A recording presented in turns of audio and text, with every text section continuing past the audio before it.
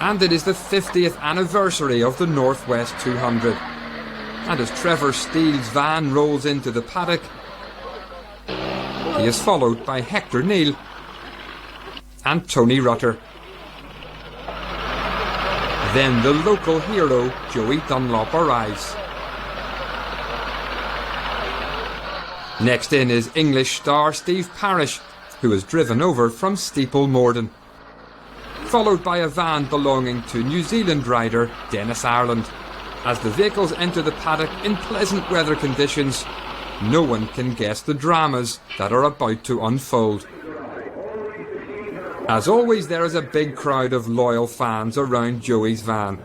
He has entered 5 races today: 250cc, 350cc, 500cc, Northwest 200 and the match race. He will be riding number 17, except for the match race when he is number 21. Mel Murphy, Joey's mechanic, offers his take on who is likely to be on the winner's rostrum. What's your chances here for the Northwest? We're not going to get beat, anyway. We're not going to get beat.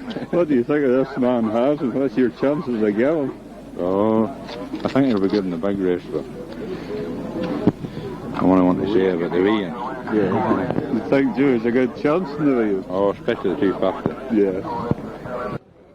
Mervyn Robinson, also looking for his first win, has had recent successes at the Ulster Grand Prix and on the mainland.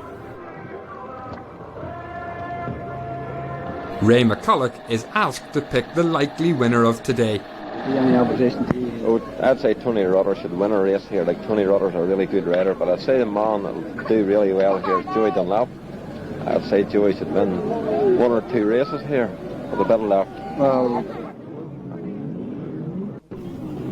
Ray, riding the QUB Yamaha, is expected to do well in the 250cc race, but he's not confident. Seen here with Mick Mooney, his sponsor, on the right, and Dr. Gordon Blair, the engine expert, on the left.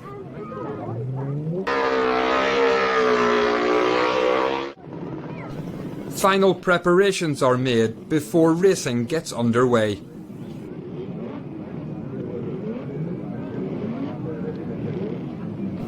Tom Heron, the international star, is racing on his work Suzuki, despite a broken thumb and in plaster. He was the winner in 1978 of the Northwest 200 race, and he set the outright lap record at 127 miles per hour. Tom's bike is ready and in the pits,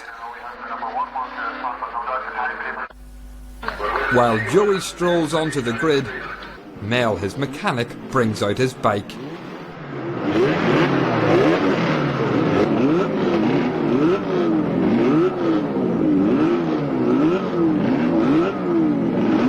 The flag is up on the 350X board.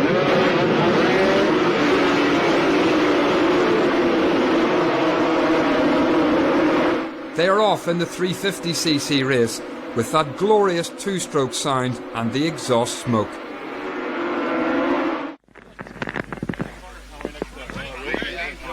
The leader coming out of the roundabout is number 5, Steve Tonkin, with number 4, Tony Rutter, close on his tail.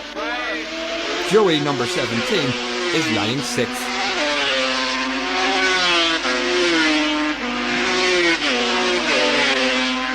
This year will be the last time spectators see the riders coming from Shell Bridge. By lap 2, Rutter has a slight lead over Tonkin, and Joey has worked his way up into 3rd place.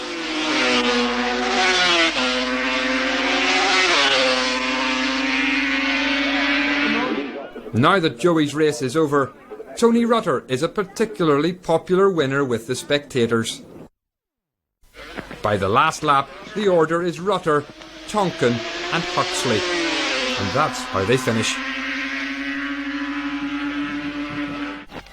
Mike Hailwood, the veteran racer and special guest for this 50th anniversary, does a lap of honour on his Honda 6. A man who was full of crowds the world over came back to the TT last year and upset the form boost, returning now to the start. Mike's only racing appearance at the Northwest 200 was in 1958, He finished second to Sammy Miller in the 250cc race, both on NSUs.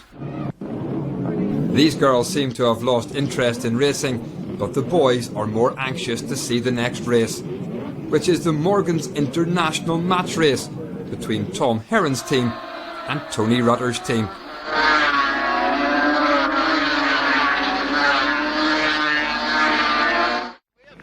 The leader at the roundabout is number 10, Mick Grant, who has already pulled out a big lead over Joey, number 21, with Steve Parrish, number 6, third, and Jeff Seal, number 27, fourth. Heron seems out of the race already, as the leaders come down to York Corner. Number 6 and 21 and 27 in their slipstream. Joey Dunlop and number 21. Riding slowly, Heron appears at the roundabout.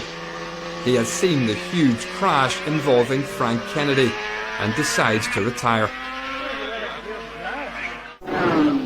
Mick increases his lead as Joey and Steve battle for second place, with Jeff lying fourth. So the first four through the start here in this match series. Through by Mick Grant still leads, with Joey second and catching. number 9, the color of the red man there. The leader on their second lap, heading down the It is still close between Grant, Dunlop and Parrish.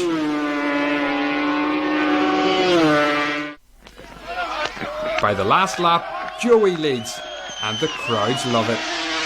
Mick Grant is second, and Jeff Seal is third. And that's how it ends.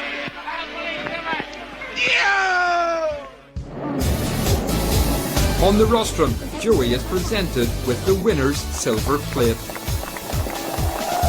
Joey gets his first win at the Northwest 200, and this starts a decade of amazing achievement in Ireland, on the Isle of Man, and further afield. But his win is soured by the news of Frank's serious crash, and from which he never recovers. Frank Kennedy, also known as Big Frank as he stood over 6 foot tall, which made racing that little bit more difficult, was a regular competitor at the Northwest 200. He was a dedicated racer, but prone to accidents. His career best came in the 1976 Northwest 200, when he was second to Martin Sharp, both riding Cotton. He, with Mervyn Robinson, Joey Dunlop and Jim Dunlop, have gone down in history as the Armoy Armada. Frank's tragic accident was not the only one that Black Saturday,